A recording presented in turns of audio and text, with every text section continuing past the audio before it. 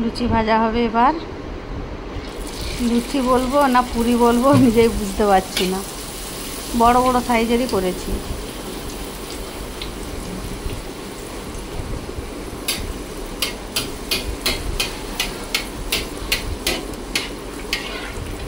লুচি ভাজা হয়ে গেলে এবার সবজিটা বানাবো, তারপর ছেলের খাওয়ার যাবে দুপুরবেলা। সাইজটা দেখুন, শুধু তাড়াতাড়ির মধ্যেই আছি।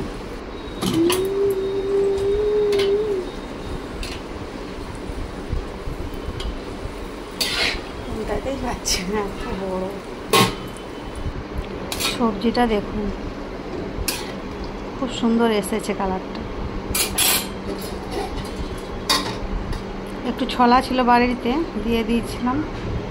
আর উপর থেকে আলুর সবজিটা শুধু কালার দেখো, দারুণ হয়েছে।